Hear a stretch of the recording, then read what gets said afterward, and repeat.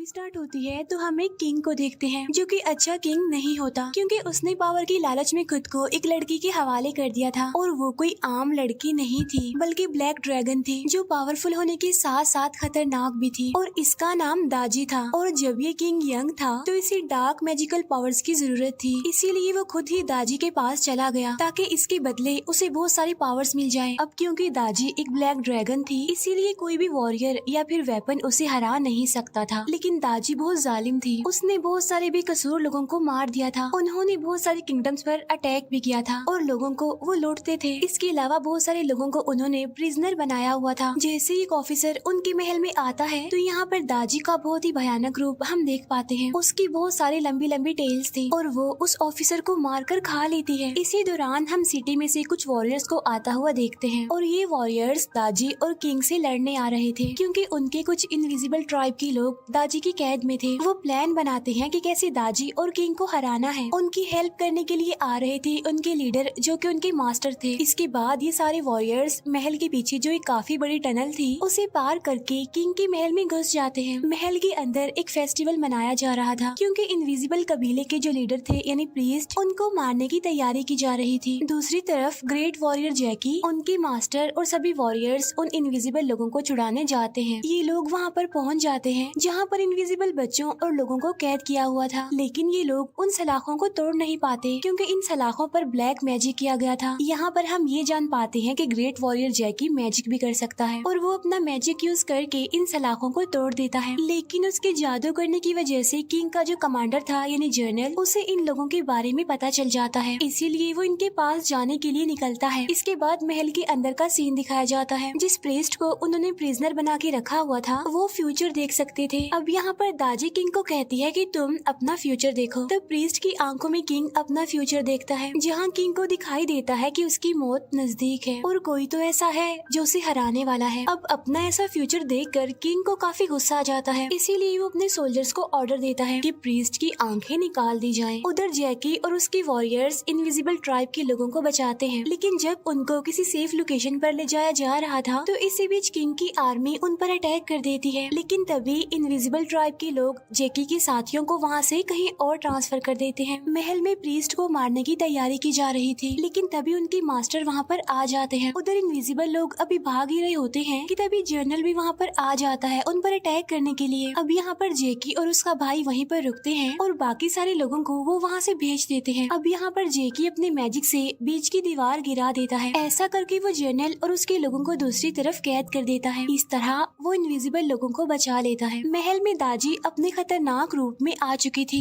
और वो मास्टर को एक कर्स देती है और उनकी पावर्स कम कर देती है, जिसकी वजह से अब मास्टर कमजोर पड़ने लगते हैं। ये देखते हुए वो प्रीस्ट अपनी एक आंख निकाल कर मास्टर को देते हैं ताकि वो ठीक हो जाए, लेकिन दाजी उन्हें ऐसा करते देख लेती है और वो अपनी एक टेल से उस आंख को पकड़ लेती है। तभी जैकी और उसके वॉरियर्स भी वहाँ पर आ जाते हैं और वो किंग की आर्मी से लड़ने लगते हैं। अब यहाँ पर जैकी अपने मैजिक का इस्तेमाल दाजी पर करता है, लेकिन अब वो क्योंकि ज्यादा पावरफुल और खतरनाक थी इसीलिए जैकी उसके सामने टिक नहीं पाता। दाजी और किंग इन लोगों पर भारी पड़ रहे थे, लेकिन तभी उनका एक ग्रेट बर्ड वहाँ पर आकर उन सबको बचाकर वहाँ से ले जाता है। तभी प्रीस्ट अपनी दूसरी आंख निकालकर मास्टर की तरफ फेंकते हैं और फाइनली ये वाली आंख मास्टर को मिल जाती है, इसीलिए अब वो अपने किंगडम की तरफ निकल जाते हैं। इसके बाद वो प्रीस्ट भी यहाँ पर अपनी आखिरी सांसें लेते हैं और मर जाते हैं। अब यहाँ पर दाजी के पास प्रीस्ट की एक आंख थी, जिसकी वजह से वो और ज्यादा पावरफुल हो जाती है, इसीलिए वो मास्टर और उनके वॉरियर्स के खिलाफ जंग की तैयारी करती है। उधर मास्टर भी जंग की तैयारी करने लगते हैं, लेकिन अब क्योंकि मास्टर को दाजी ने कर्स कर दिया था इसीलिए वो जब भी अपनी पावर्स इस्तेमाल करेंगे तो उनकी उम्र कम होती जाएगी, यानी वो अपनी उम्र से छोटे होते जाएंगे।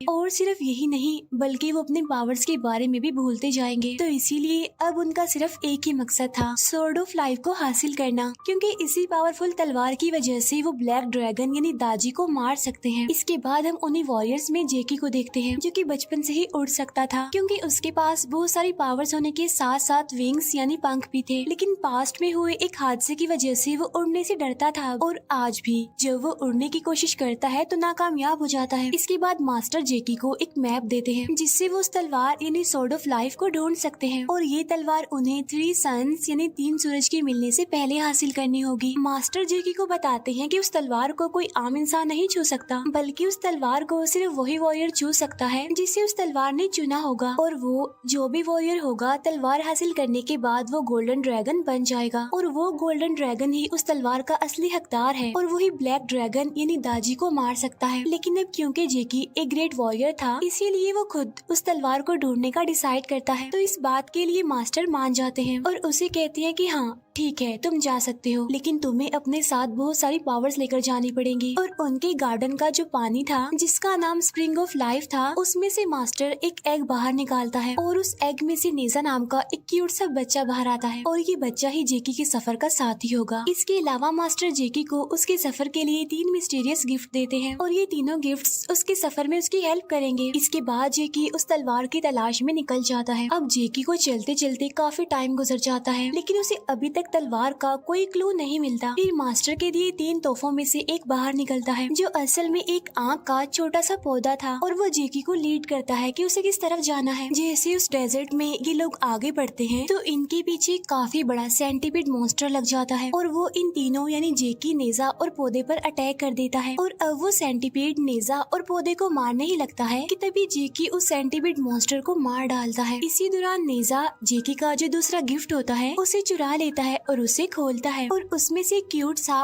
बेबी ड्रैगन प्रिंस निकलता है। वो जैसे ही उसे खोलता है तो वो नेजा पर गैस का जादू कर देता है जिसकी वजह से नेजा अपने असली रूप में आ जाता है, यानी वो बड़ा बन चुका था। उसे होश आते ही वो अपने पावरफुल फायर व्हील्स ढूंढने के लिए निकल जाता है, लेकिन जेकी उसे रोक लेता है ये कहते हुए कि पहले हमें स्वॉर्ड ऑफ लाइफ ढूंढनी होगी और उसी रास्ते में तुम्हारे फायर व्हील्स यानी तुम्हारा हथियार तुम्हें मिल जाएगा। उधर महल में जर्नल एक लड़की को कंस्ट्रक्ट करता है और उसमें जान डाल देता है। इसके बाद वो उसे तलवार यानी स्वॉर्ड ऑफ लाइफ ढूंढने के लिए भेज देता है और इस कंस्ट्रक्टेड लड़की का नाम डी रखा जाता है। और यहाँ पर जेकी और नेजा एक काफी पुराने और काफी बड़े हॉल में आ जाते हैं। यहाँ पर उन्हें एक आदमी मिलता है जो कि रेत का जादूगर था और वो अपनी मैजिक से रेत को कंट्रोल कर पा रहा था। फिर वो अपने मैजिक का यूज करके रेत में से एक गोल्डन वेपन बाहर निकालता है। अब क्योंकि नेजा को वो गोल्डन वेपन चाहिए था, इसीलिए उस रेत के जादूगर पर अटैक कर देता है। ऐसे यहाँ पर इन दोनों की लड़ाई होने लगती है। अब नेजा को बचाने के लिए इस लड़ाई में जेकी भी आ जाता है और तब ये तीनों लड़ते लड़ते एक अलग ही दुनिया में आ जाते हैं। फाइट के दौरान वो रेत का जादूगर अपने असली रूप में आ जाता है और असल में वो कोई और नहीं बल्कि एक वॉरियर था और वो दाजी के कर्ज की वजह से यहाँ पर कैद था। अब क्योंकि जेकी ने उसे वहाँ से आजाद किया था, इसीलिए जेकी उसे मास्टर के दिए हुए गिफ्ट्स में से तीसरा यानी लास्ट वाला गिफ्ट उस वॉरियर को दे देता है और वो गिफ्ट एक डॉग था। अब वॉरियर और उसका वो डॉग वहाँ से निकल जाते हैं अपने हथियार के लिए। इसके बाद जेकी और नेजा भी अपने सफर पर निकल पड़ते हैं। जैसे ही रात होती है वो एक गांव में चले जाते हैं। गांव पहुंचते ही नेजा और जेकी एक दूसरे से अलग अलग हो जाते हैं ताकि जल्द से जल्द 3 सूरज के एक साथ मिलने से पहले तलवार को ढूंढ लिया जाए। उस गांव में वो उसी लड़की डी से मिलते हैं और ये वही लड़की थी जिसे जनरल ने कंस्ट्रक्ट किया था ताकि वो तलवार को ढूंढ सके। और जैसे ही जेकी उसे देखता है वो उसे अच्छी लगने लग जाती है। अब ये लोग एक जादूगरनी को ढूंढने जाते हैं जिसके पास एक मैजिकल बोट थी यानी जादुई बोट, ऐसी बोट जो किसी को भी अपनी मंजिल पर पहुंचा सकती है। अब जैसे ये लोग उसकी बोट चुरा रहे होते हैं वो जादूगरनी जाग जाती है और इन पर वो अटैक करने लगती है,